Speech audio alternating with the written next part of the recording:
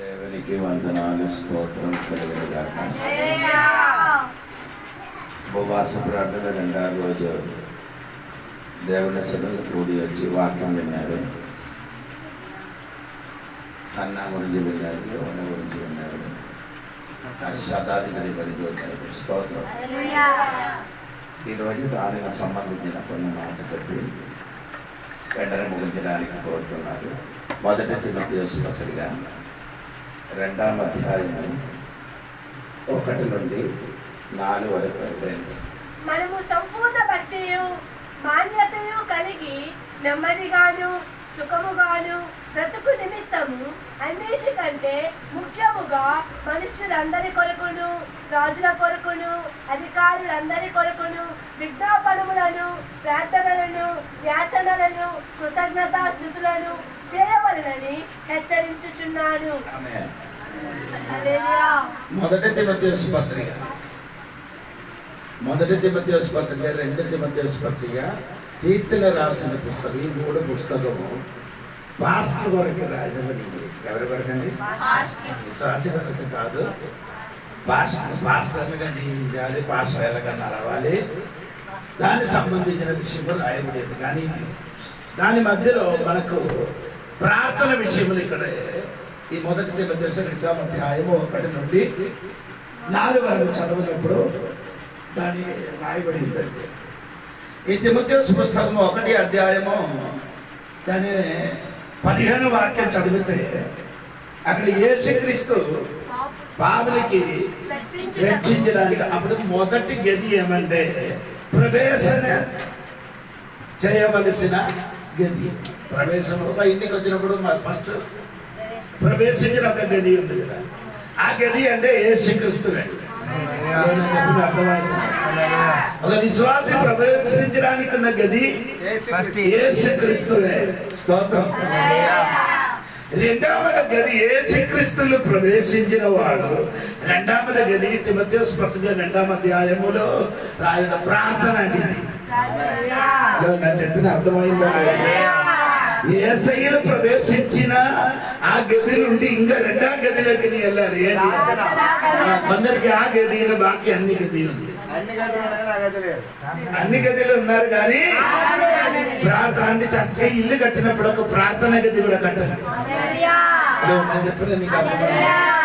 అందుకని ప్రార్థన గది మనకు ఉండాలి. సరే అండి. సరే, 3వ గది ఏమంటే పరిచర్య చెయ్యని గది. 3వ అధ్యాయము 3వ అధ్యాయం 1వ వాక్యములు చదివితే అధ్యక్షుడు అంటే పరిచర్య చెయ్యని గది. హలో అక్కడ అధ్యక్షుడు అని రాయబడింది. ఇంగ్లీష్ బైబిల్ చదివితే బిషప్. ఏమండి?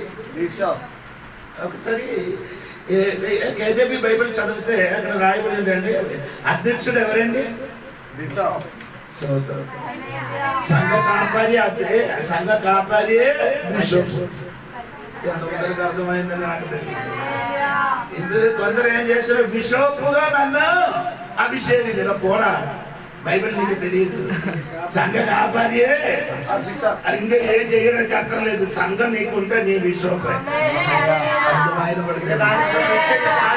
ప్రత్యేకత ఏం లేదు, ప్రత్యేక పని చేయడానికి అక్కర్లేదు. సంఘ కాపారియే దానికి అభిషేకం ఎవరు అవసరం లేదు. అక్కడే ఆ పదం వేరే బైబిల్ చూస్తే ఓవర్ సీర్ అని రాయబడింది. అంటే అధ్యక్షుడికి ఇంకొక పేరు. అప్పుడు ఒకటి అని చెప్పిన మాట మర్చిపోకూడదు. అధ్యక్షుడు, 2 ఓవర్సీరు, 3 బిషప్, 4 పాస్టర్. ఏంటండి? పాస్టర్. స్తోత్రం. 5 ఎపిస్కోపల్. నేను వినలేదు. 5 ఏమండి?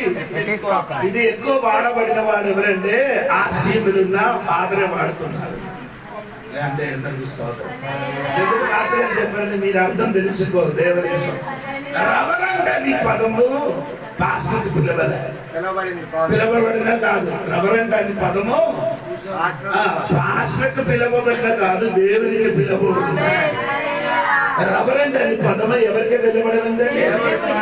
ఆ దేవునికి మాత్రమే. ఇప్పుడు అందరు పాస్టర్ అదే కావాలి. అందరికి పాస్టర్ ఏం కావాలి? రెవరెండ్ అంటే పదానికి అర్థమైందండి భయంకరుడు. స్తోత్రం. అదే 110 కీర్తనలు ఉంది, అది దేవునికి సంబంధించిన పేరు. స్తోత్రం. అది గుడ్ న్యూస్ బైబిల్ చదివితే మీకు అది అర్థమవుతున్నారు. దేవునికి స్తోత్రం. ఆ దేవునికి ఆ పిలవబడిన వాకి గుడ్ న్యూస్ బైబిల్ ఉందా? ఎవరైనా చెప్తారు? స్తోత్రం. అంటే ఆ బైబిల్ రాయబడిన ఏంటంటే రెవరెండ్. ఏమండి? స్తోత్రం. ఆ పదము ఏదని నేను నీకు ఒకసారి చూపించి వాక్యంలోనికి వెళ్తుంది. 110 కీర్తనములు అందరూ తీసుకోండి. తెలుగు బైబిల్ ఉన్న వాళ్ళందరూ 110 నేను చెప్తాను పాస్టర్ గారు. ఆ వాక్యం అంతా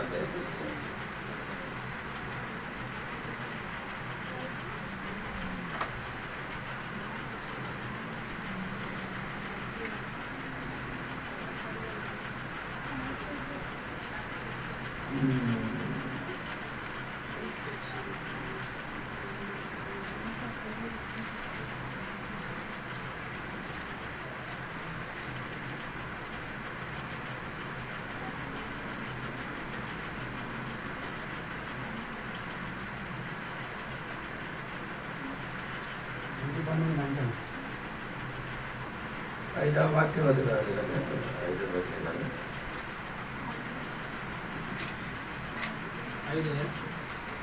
3:15.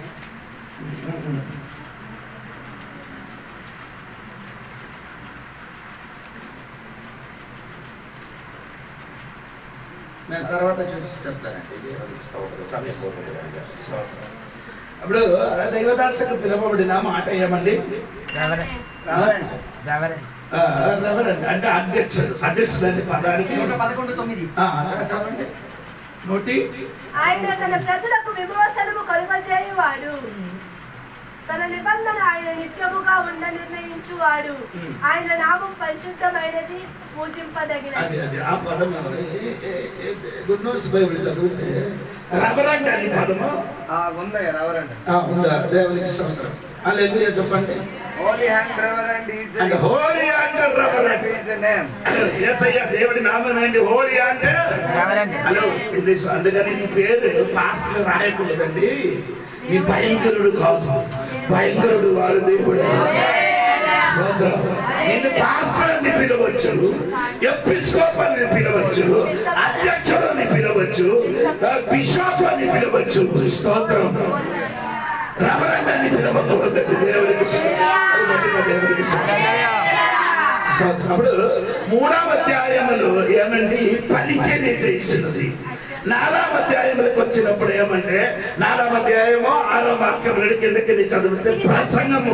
ఏంటంటే ఏమండి? కాదంటే ప్రసంగము మురి. కొందరికి ఏం లేదు, ప్రసంగం చేయడానికి మురి లేదు.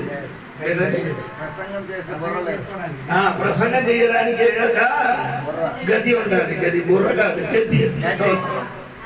స్తోత్రం. ప్రసంగం చేయడానికి ఏమంటే ఆ గది. కొందరికి అది లేదు. ఒక్కడే బైబిల్ చదవడం, ఏదో చెప్పుకొని ప్రసంగం చెయ్యడానికి సిద్ధపరచడానికి సిద్ధపడడానికి నీ యొక్క గది ఉండాలి. కొందరికి ఇప్పుడు అది అటువంటి గది లేదండి. ఫస్ట్ ప్రవేశించిన గది ఉండాలి. యేసయ్యను ప్రవేశించిన వాడికి ఏముండాలి? ప్రార్థన గది ఉండాలి. 3 పరిచర్య చేయన గది ఉండాలి. 4 సిద్ధపడిన గది ఉండాలి. స్తోత్రం. 5వది గది ఏమంటే స్టోర్ రూమ్ అండి. స్టోర్ రూమ్ అంటే మీకు అర్థమవుతున్నారా? అది 5 అధ్యాయం 17 18 వాక్యం. అప్పుడు సామాను అన్ని ఉంచడానికి ఉన్న గది ఉండాలి. స్తోత్రం. దేవునికి స్తోత్రం చెప్పండి. 6వది గది ఏమంటే తెలుసా? ధన గది. ఏమండి?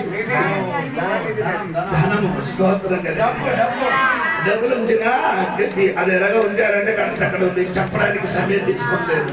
అది పాస్టర్కి బైబిల్ స్టడీ అని చెప్పినప్పుడు నన్ను చెప్తున్నారు. దేవునికి స్తోత్రం కలిగి అప్పుడు మన ప్రార్థన గదిలోకి ఈ రోజు ఎదగాలి. ఏ గదిలోకండి? ప్రార్థన గది. 3 విధములున్న ప్రార్థన ఉంది. అది 3 చెప్పడానికి అవుతావా లేదా తెలియదు. 3 విధములున్న ప్రార్థన. ఒకటి కుటుంబం కొరకు ప్రార్థన. ఏమండి? కుటుంబ ప్రార్థన. కుటుంబం కొరకు కుటుంబ ప్రార్థన కాదు, కుటుంబం కొరకు ప్రార్థన ఉండాలి. స్తోత్రం. 2 స్నేహితుల కొరకు ఏం చేయాలి? అది యోబు గ్రంథము 42:10. అది తర్వాత నేను చెప్తాను. స్తోత్రం కలిగిన కాక. 3వదే మనం ఇప్పుడు చదివిన ప్రార్థన. ఏదేది? ఒకసారి కూడా చదువు. 2 తిమోతి.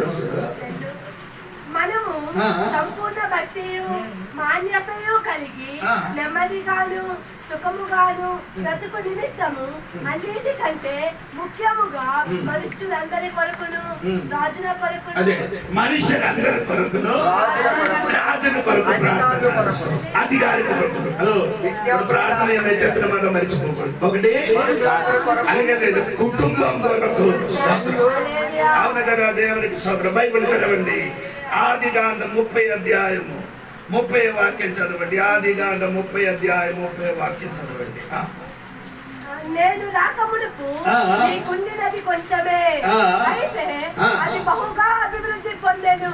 నేను పాదము పెట్టిన చోటల్లా యెహోవా నిన్ను ఆశీర్వదించెను. నేను నా ఇంటి వారి కొరకు ఎప్పుడు సంపాద్యము అదే నేను చెప్తున్నారు. ఇంటి వారి కోసం నేను ఎప్పుడే అయ్యో నీ ఇంటి వారి గురించి నీ సంపాదించండి. డబ్బులు కాదండి సంపాదించాలి. ప్రార్థన వలన ఇంటి వారికి ఏం చేయాలి?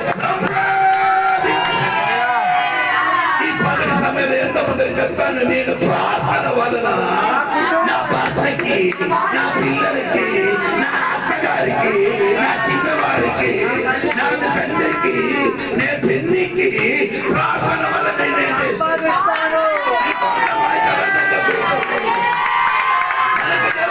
ముఖ్యమా మా కుటుంబముల కొరకు ప్రార్థన చేసి సంపాదించండి.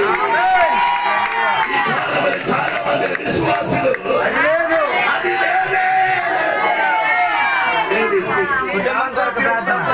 ప్రార్థన చేసి నీ కుటుంబం, నీ అమ్మకి, నీ నాన్నకి, నీ అక్కకి, నీ చెల్లికి, నీ తమ్ముడికి, నీ అత్తగారికి, నీ స్తోత్రం ఇంకేట నీ పిన్నికి, ఆమె ఎవరెవరు నన్న తమ్ముడికి అందరికి ప్రార్థన చేసి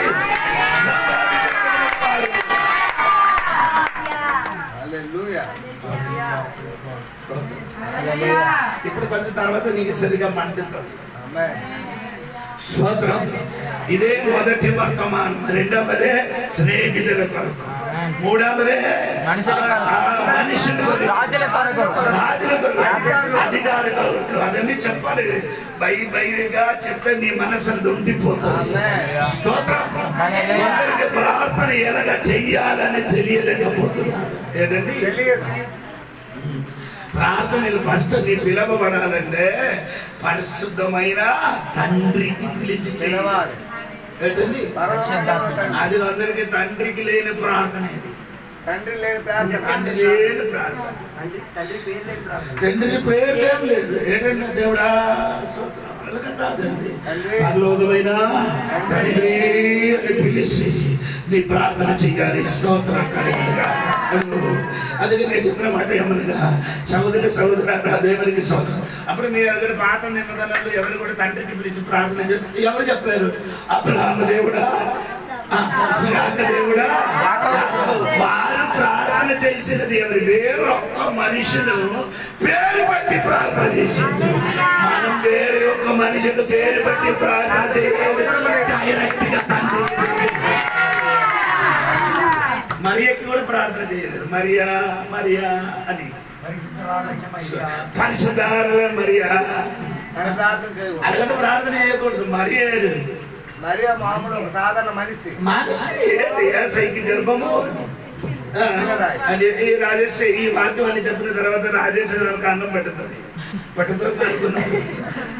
అది ఎరగా పట్టుదో ప్లేట్ లేదు. అన్నమకి ప్లేట్కి ఏ సంబంధం లేదు. తినడం ఒక్కడమే.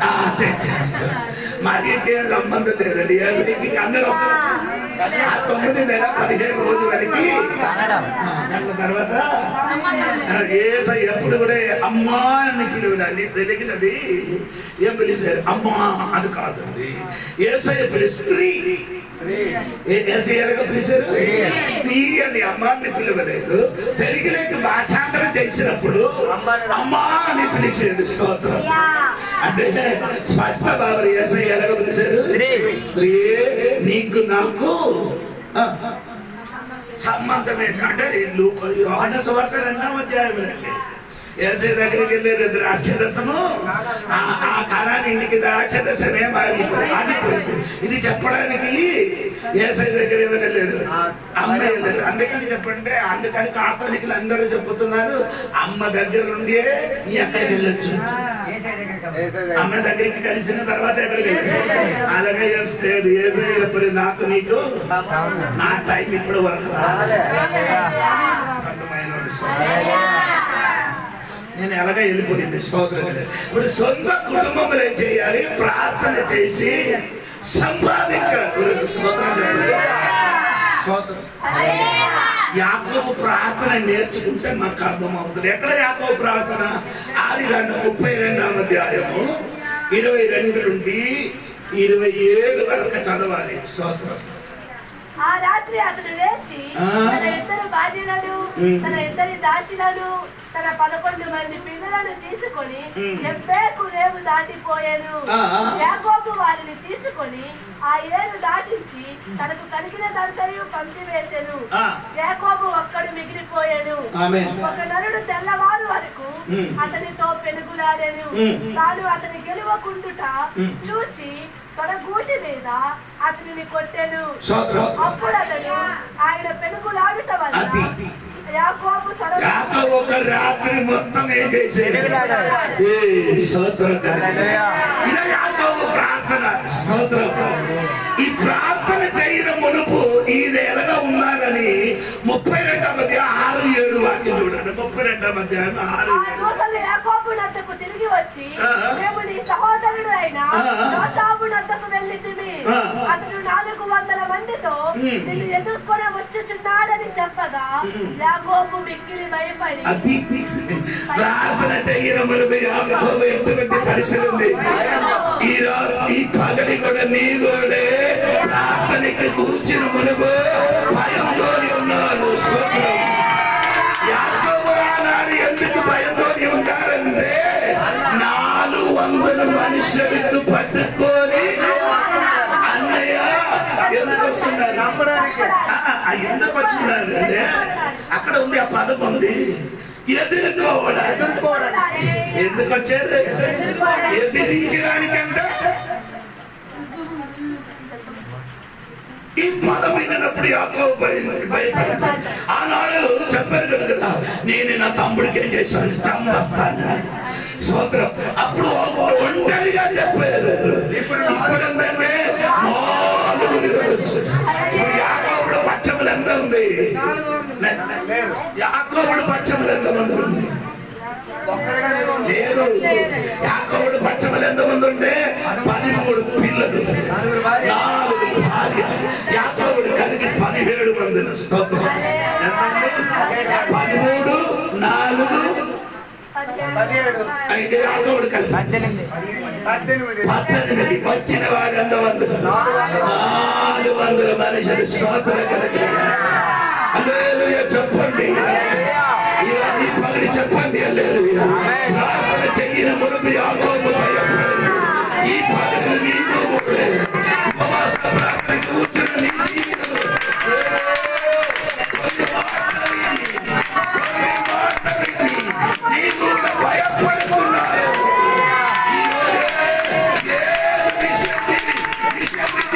భయపడుతున్నావో ఆ విషయంలో ప్రార్థన చెయ్యండి. విడుదల జరుగుతున్నది. ప్రార్థన చెయ్యండి. విడుదల జరగబోతున్నది. ప్రార్థన చెయ్యండి. విడుదల జరగబోతున్నది.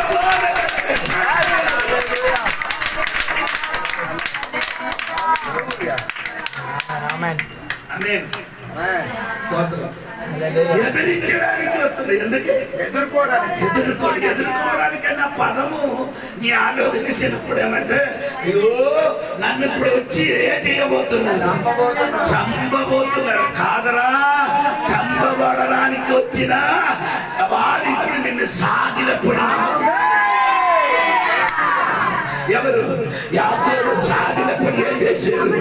తిరిగి చెయ్యవలసిన పద్ధతి ఏది? ఎవరికి? ఆ తమ్ముడు అన్నయ్యకే చేయాలి. కానీ ఇప్పుడు యాకోబునికి అన్నయ్య చేస్తున్నారు. చెయ్యండి.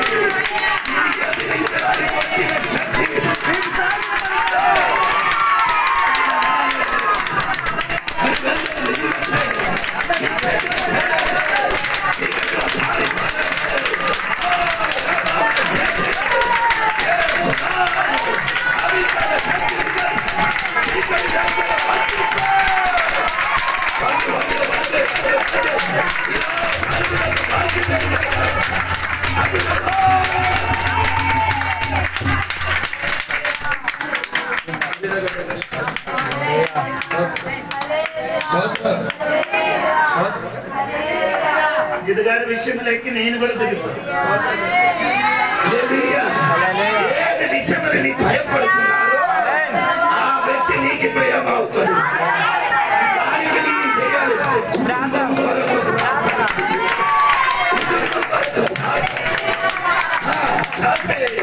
కుటుంబంలో ప్రార్థన చేయాలి.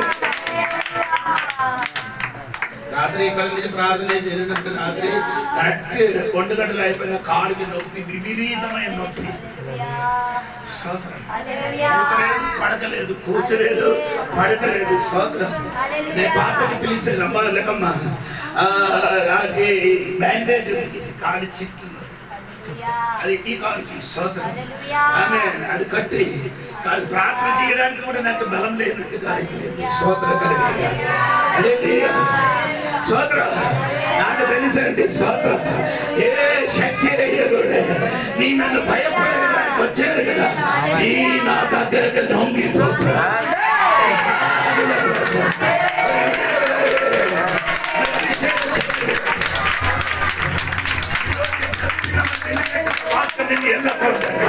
ప్రతిదినం విన్నట్టుగా వెళ్ళకూడదు.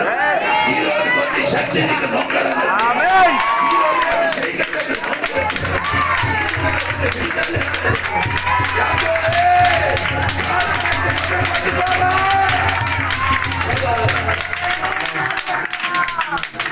ఈ కాలంలో యాకోబు, ఈ యాకోబునికి పదానికి మోసగాడు. ఆ యాకోబు అనే పదానికి మోసగారుడు కాదు, ఆయన పని మోసం చేయడం. అప్పుడు కూడా ఈ ప్రార్థన చెయ్యకుండా మోసం చేయడానికి ప్రయత్నించారు. యాకోబు ఏం చేశాడు? గిఫ్ట్ పంపించాడు. ఏం పంపించారు? ఎవరికి? అన్నయ్యకి గిఫ్ట్ పంపిస్తే సైలెంట్ కదా. నీ గిఫ్ట్ పంపిస్తే సైలెంట్ అవరా? గిఫ్ట్ దాటి వస్తుంది. ఈ రోజు నీ చెయ్యిన కొన్ని పని వలన నీకు ఎదిరిగిన శక్తి నొంగిపోదు. అది నీకు కావలసినది. దానికి కావలసింది ఏదైనా ఇస్తే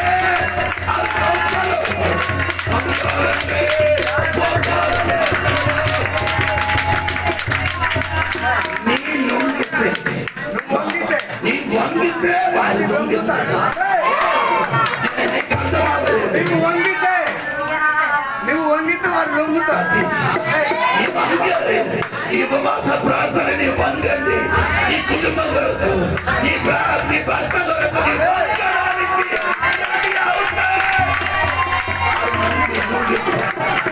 నీ భర్త నొంగిపోతుంది. నీ మాటకి నొంగిపోతుంది. నీ ప్రార్థనకి నొంగిపోతుంది.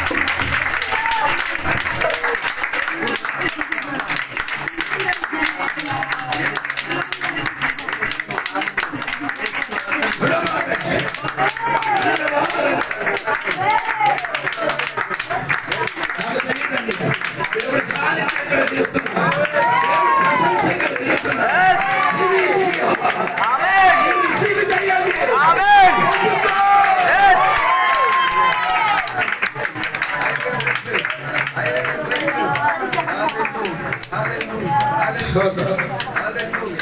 ఒకటి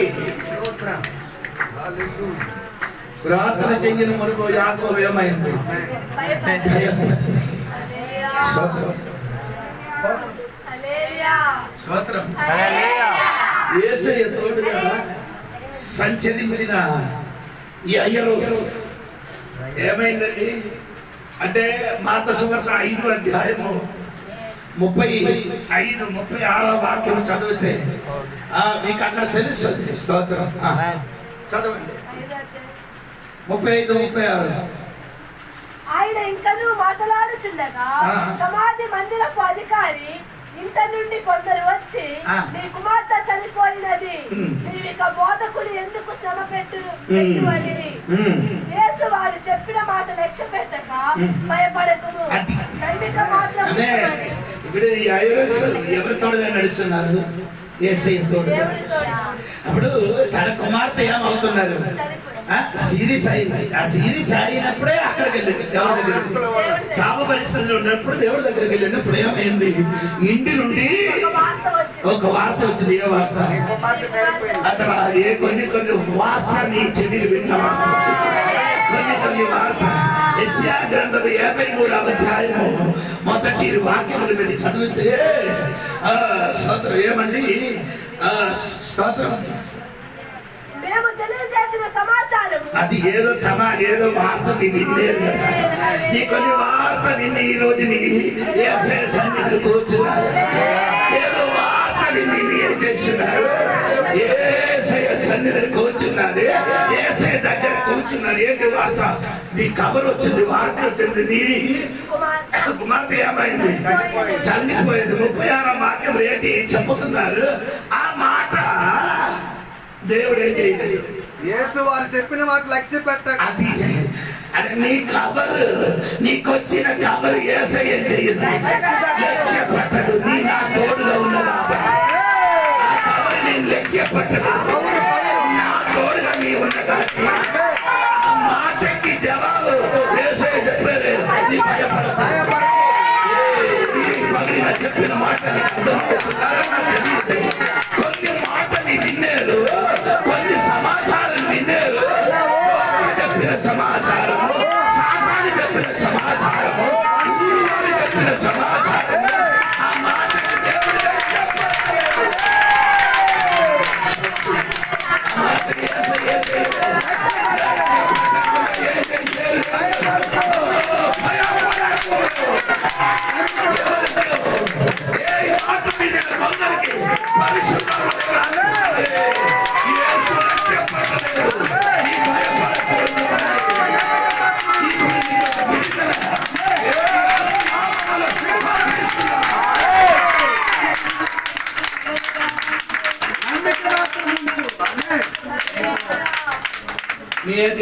నమ్మిక మాత్రం అది చాలు. నమ్మితే చాలు. భయపోతుంది. యేసయ్య తోడుగా ప్రయాణములు అడ్డత్రోవలు ముగించినది కాదు. యేసయ్య తోడుగా ఉన్న ప్రయాణము అడ్డత్రోవలు అది ఇంటికి చేరు.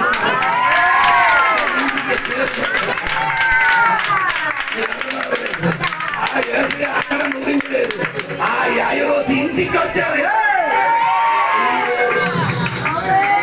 నీకు అర్థమవుతుంది? ఆత్మీయంగా వ్యాఖ్యానించి చెప్పుతున్నాను. అడ్డత్రోవలు ముగించిన ఆ ప్రయాణం కాదది. నీ ఇంటికి కూడా నీ ఇంటికి కూడా వస్తున్నారు. ఆ స్వరమేంటి? ఆ స్వరము ప్రార్థనకు వచ్చిన 3 లక్షలు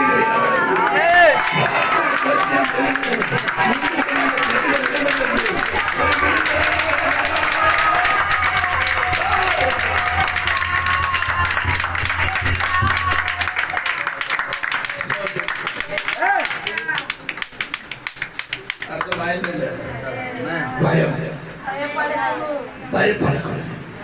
భయం అన్నిటికీ భయంకరం. అది భయంకరం.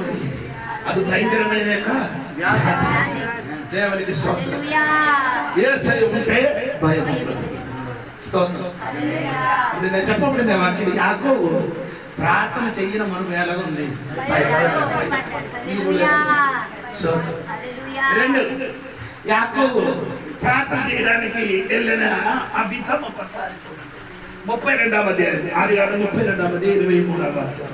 యాకోబు వారిని తీసుకొని ఆ ఏడు దాటించి తనకు కలిగినదంతయు పంపివేసెను. యాకోబు ఒక్కడు మిగిలిపోయాను. ప్రార్థన చెయ్యి వచ్చిన వాడు దేవుడు కోరుకున్నది ఎలాగా?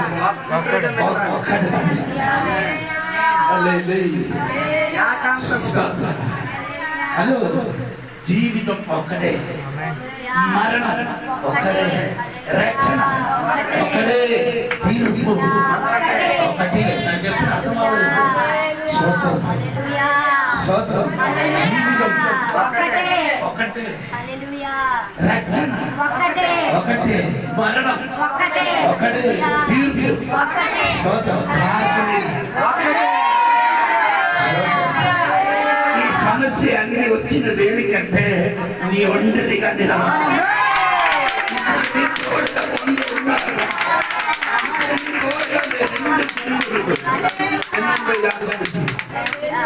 యాకోబు తోడు రెండు గుంపులు, రెండు వచ్చినప్పుడు ఎలాగ వచ్చింది? నాన్న ఇంటి నుంచి వచ్చినప్పుడు ఒక కర్రతో వచ్చాడు. నీ వచ్చినప్పుడు ఎలాగ వచ్చాడు? కర్రతో. ఇప్పుడు నీకేమైంది?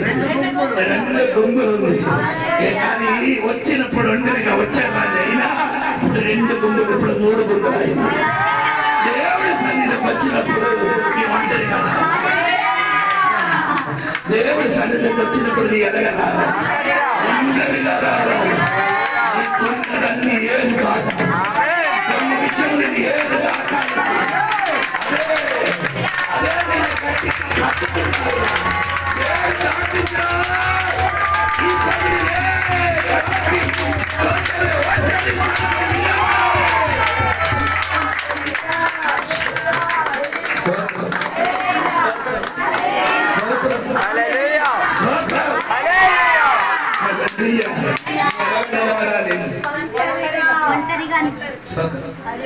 పాట ఉంది కదా,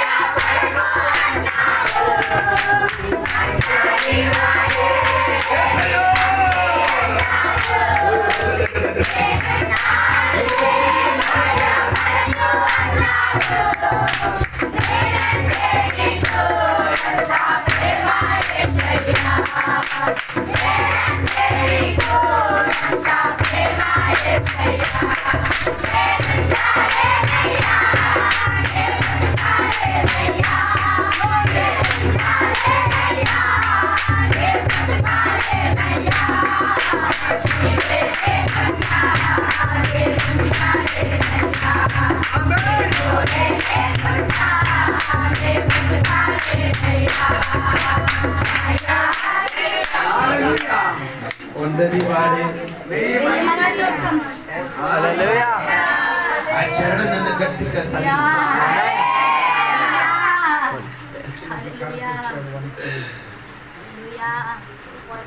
వచ్చినప్పుడు కరతోని వచ్చిన ప్రార్థనకు వచ్చినప్పుడు నీ ఒంటరిగా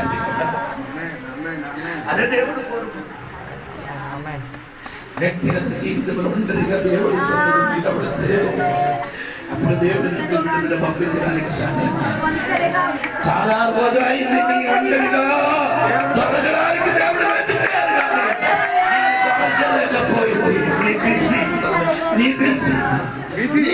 బిజీగా ఉన్నా కానీ నిన్ను నేను వెనక్కి వస్తున్నాను. ఒంటరి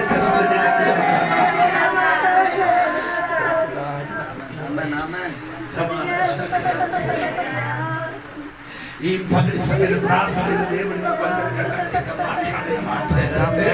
కొన్ని విషయాలు ఎంగేజ్మెంట్, కొన్ని విషయాలు కనీసం ఉండిపోతారు. నిన్ను ఒంటరితనంగా చూడడానికి నేను కోరుకున్నాను. అదేంటంటే ప్రార్థన లైఫ్లకి దిగితే